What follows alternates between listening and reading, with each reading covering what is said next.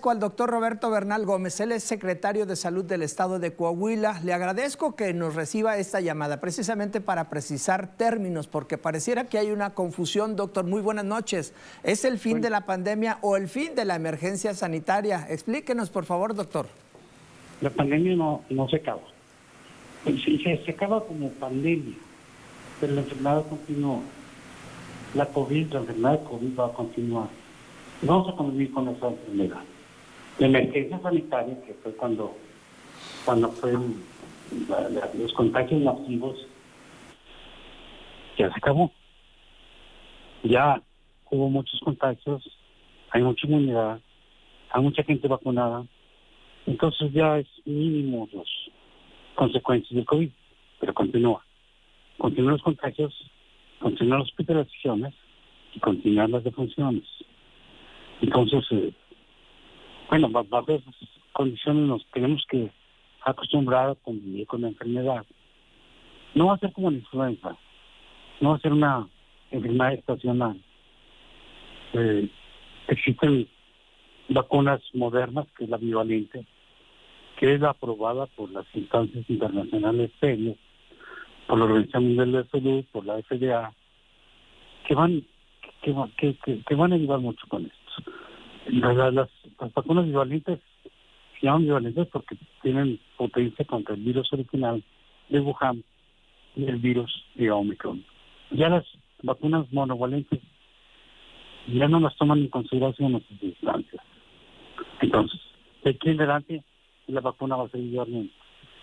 Y bueno, probablemente cuando se vacuna el paciente se adquiere una inmunidad sistémica, en donde el cuerpo aprende a defenderse de la enfermedad. Pero el próximo paso debe ser una vacuna para que no penetre el virus. Una vacuna nasal, que debe estar próxima a salir. Entonces, vamos a aprender a convivir con la enfermedad. No es una emergencia mundial, como fue, pero la enfermedad se queda. Entonces, todavía hay gente que se contagia, todavía hay gente que se muere, hay que cuidarnos.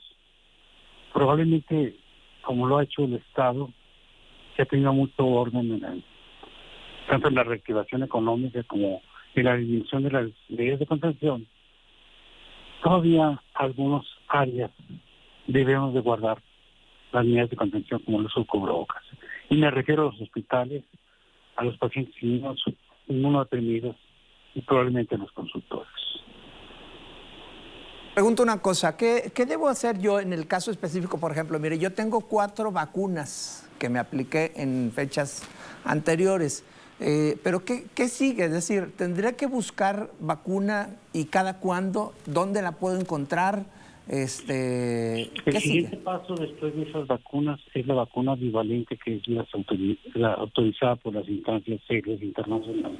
Ajá. No está en México. La puedes conseguir en Estados Unidos completamente gratis. Porque aquí no hay, ¿verdad? Aquí no. ¿Y la duración del efecto es un año, más o menos.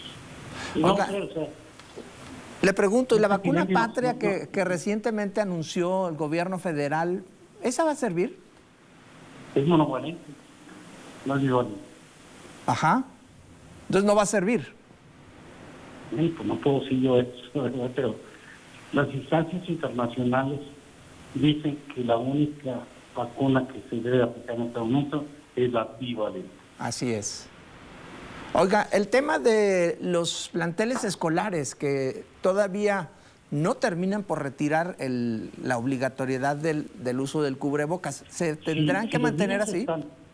Si los niños están vacunados, sí, los esquemas completos de vacunación y corre esfuerzo de aquí en delante, no hay problema. El problema es cuando los niños no están completamente vacunados.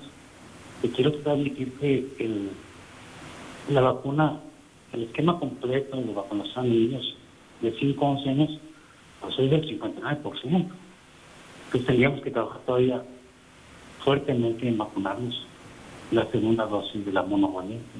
Y luego empezar con la bivalente, ¿no? Después de 5 a 6 meses, los anticuerpos empiezan a bajar y somos propensos a infección. Las vacunas no protegen contra la infección o protegen mínimo contra la infección, protegen contra la hospitalización y la muerte. Entonces nuestra postura en Coahuila, que siempre hemos sido muy basados en evidencias y las mejores prácticas del mundo, es que, bueno, se vacunen. Y si no se vacunan, pues usar cubrebocas, los medios de condición tienen que continuar. Y Así tenemos que es. aprender a vivir una nueva normalidad, a que los edificios sean bien ventilados, a que exista más higiene. Y bueno, las vacunas van a ser algo importante. Doctor, no me quiero despedir de usted sin antes hacer unos comentarios que tienen que ver con... A Coahuila le costó 9,000 muertes esta pandemia. Sí, Hubo sí. 191,000 contagios más o menos. Le pregunto al doctor, al médico, al especialista, al secretario de Salud, ¿se llegó a imaginar a usted estas dimensiones?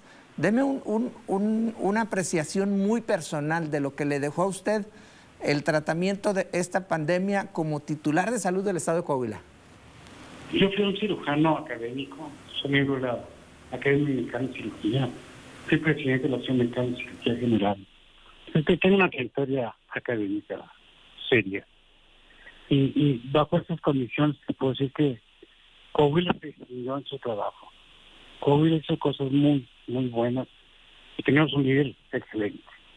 Un líder que nos pedía cada semana que le resolviera sus dudas académicas. Y tengo un grupo de más de 15 expertos que le preparé pláticas y le he dado más de 270 pláticas pues de niños y COVID, de embarazadas y COVID, de todo lo que te pase, de 270 pláticas. Entonces, el gobierno de Coahuila ha tomado sus decisiones en evidencias científicas. El gobernador es el único gobernador que ha sabido escuchar la ciencia y sus decisiones han sido en base a las mejores prácticas mundiales y evidencias científicas. Y ahí te va lo importante.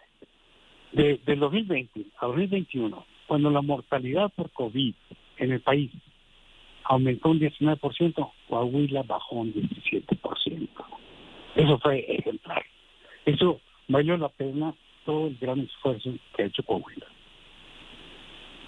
Doctor, pues lo felicito enormemente. Creo que dieron resultados toda esta logística que desarrolló a través de los comités regionales y que usted y el gobernador encabezaron.